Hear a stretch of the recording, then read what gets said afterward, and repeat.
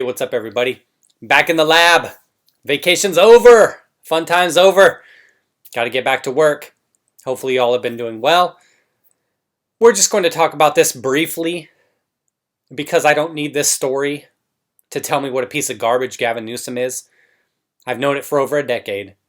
I've mentioned this before. I lived in the Bay Area when he was the mayor of San Francisco.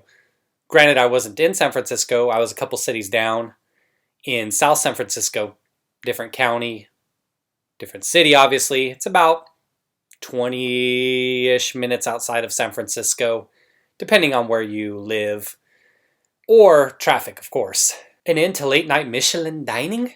California Governor Newsom issues stay-at-home order banning non-essential work and gatherings from 10 p.m. to 5 a.m. for a month, beginning Saturday, just 2 weeks after he broke COVID rules to attend fancy dinner. Governor Newsom announced the order on Thursday. He said it will go into effect on Saturday and last until December 21st. The order affects the 41 counties in California's most restrictive purple COVID-19 reopening tier. It bans non-essential work and gatherings between 10 p.m. and 5 a.m. Residents will still be able to get medical care, pick up prescriptions, and take care of other essential needs. California officials have ramped up CV-related restrictions significantly in recent weeks as the state's infection rate climbed to 5%. The state recorded its highest number of daily new cases since August, with 11,478 on Thursday. The new order comes as Newsom continues to weather sharp criticism for attending a birthday dinner at a Michelin star restaurant in Napa. That's the gist of the story. Let me see if I have some photos of that for you if you haven't seen that. There he is, right there. California's favorite governor, the dickbag Gavin Newsom. There he is again. You know, surprisingly, he isn't wearing spandex or pants that show his ankles, some kind of things like that. I would have expected him to dress like that. Kind of a guy that would wear something like athletic tights, maybe some Lululemons that show the ankles. Would have expected that out of him, so I'm actually proud of him for that. Let's check a couple of these comments real quick, and obviously this is aimed at individuals, or I should say establishments such as bars, nightclubs, things like that, if you think about the hours 10 p.m. to 5 a.m. Yankee Warrior here says, science is still not sure how COVID is transmitted. They think it is waterborne. They think it can be transferred by touching a surface a contaminated person touched. They are not sure if it is a respiratory issue or circulatory issue. Yet these Democratic governors are guessing and shutting down their economy. Like the imbecile we have in Michigan. Ooh, Whitmer. Yikes. I feel for you, brother. And that's true in a lot of regards. Now, I haven't dug deep on it, but they say that, oh, wear a mask and wash your hands. Are you telling me that's really all we need to do along with social distancing? Just wash our hands, wear a mask, social distance? I think people have been doing a pretty good job of that. It seems like whenever I'm out, whenever I was out on the road in Utah, Arizona, Nevada, everybody seemed to be doing a pretty good job of that. I don't know where this surge is coming from. It's a mystery, everyone. Sure hope some enterprising journalist follows Newsom around for the next 2 weeks to document his every move. Good call. We didn't vote for this. His wild illegal crew did. Not sure what he's saying there, but single-handed ruined California. I'm moving as soon as I can. He lives in Beverly Hills, or I'm assuming it's a he. Could be a she. I wouldn't say Newsom single-handedly did anything. He's had a lot of help. Give credit where credit is due, baby. Democrats have no shame. 1984, good luck everyone who voted for Biden. Let's roll. Whoever voted for Trump, go to the half of the country. Y'all can take Biden. See how taxes, welfare work out. All right, that's enough of that. I can't deal with him that much longer. I want to show you this other story I came across. And I'm curious because I only skimmed it here. Terrifying moment. Woman 40 is shoved onto subway tracks and run over by a train in an unprovoked attack at a NYC station. A 40-year-old woman Thursday morning after a man pushed her in front of an oncoming train. Cops described the attack as unprovoked. They arrested 24-year-old homeless man Aditya Vemulpati? Vemulpati, what kind of name is that? Vemulpati? Try to think this through, like what kind of last name would that be? Not that it matters, it's just interesting. I haven't seen that name before. Indian? I don't know. I want to look that up actually. Yeah, you know, I couldn't find anything. Ditya Vempati, Indian? Italian maybe with the pati? I don't know. If anybody's got any clue out there, just curious. I'm always curious when I see different kinds of last names that I haven't come across before. I like to actually know how to say these things and pronounce these things. I hear some YouTubers, they'll have these common last names, you know, sometimes Asian, other ancestries, and they can't even pronounce the names. And I'm like, come on, bro, it's so easy. So if anybody's got an idea, let me know. So he was arrested, charged him with attempted murder, assault, and reckless endangerment. The incident happened just before 8 a.m. at Union Square Station. The woman became trapped under the train, and FDNY had to shut down the power to rescue her. She had been able to lay flat on the track bed as the train went over her. Nice. We see these cases all too often where people get pushed. I shouldn't say too often, but I guess once is too often. And the individual ends up perishing.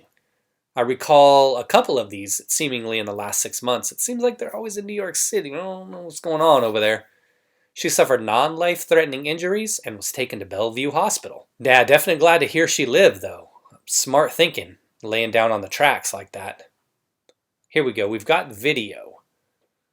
Let's check this out. Check this out. I watched this video. I had just watched the video once, and then I kind of was like, yeah, I want to talk about this. I wasn't sure if she had lived or not, but it's great news that she lived. All right, so here we go. The guy comes from up over here. I don't know if we're going to have any sound with this. So he's coming from here. And she's oblivious right here. All right, here he comes here. I think this is him up here. Right there. Boom. On the tracks. And the train. Whoa, what's this? Did you see that person? Cover the ears like... And what's this person doing? Oh, it looks like we've got some other footage after she was pushed. I haven't seen this.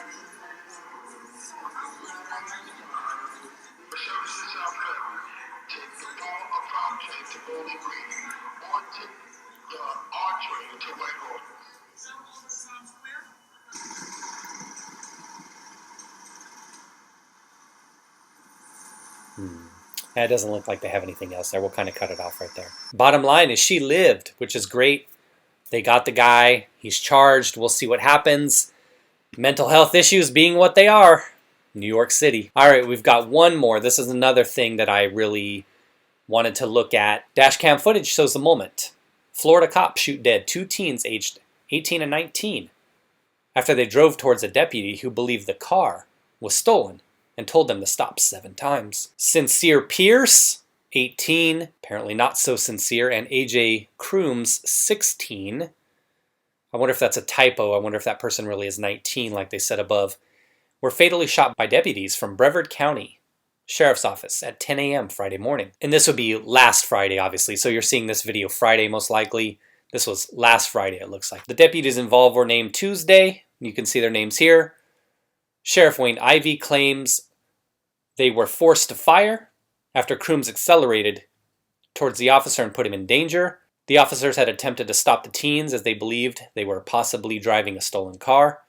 They followed Crooms as he pulled into a driveway of a local house and called on him at least 7 times to stop moving the vehicle. We do have a video here. I'll show part of it, and then I'll link the article in the description if you want to see that. We got photos here. Again, they say the individual here is 16, and then the other one 18. All right, here we go. Look at this here.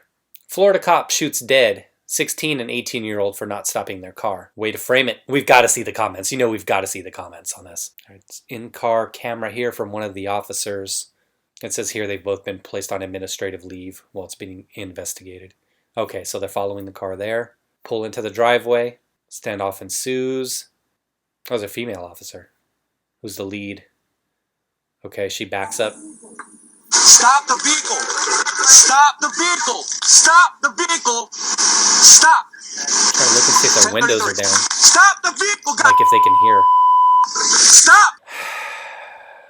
It didn't look like the windows were down.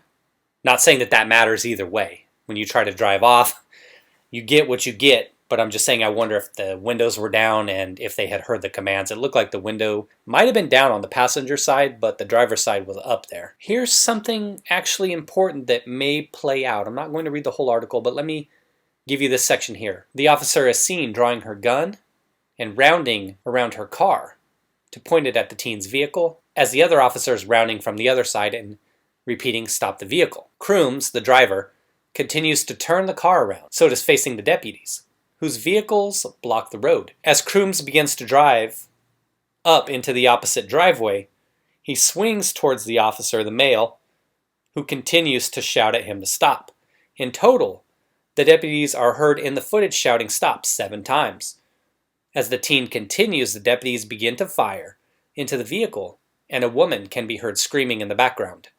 According to Florida Today, the woman was Pierce's aunt, Cynthia Bird Green, who said she raised him since he was an infant. An aunt raising the kid. Where are the parents? As we always say, mom and dad. We need those 2-parent household families, everybody. You know how it is. She said that she pleaded with the deputies not to shoot and saw the whole incident, telling USA Today she believed it was a case of mistaken identity and the deputies were searching for a different car. We'll see. Everybody wants to think their kid is that angel. Even when confronted with evidence to the contrary, they say, oh, well, that kid was running with the wrong crowd. Everybody's always running with the wrong crowd. Who is that kid that's actually the wrong crowd? I've said that many times. Unfortunate set of circumstances, obviously. You always hope, and I've said this many times, you would hope that supposedly we've seen these commercials where all these black individuals, parents, are supposedly having the talk with their kids.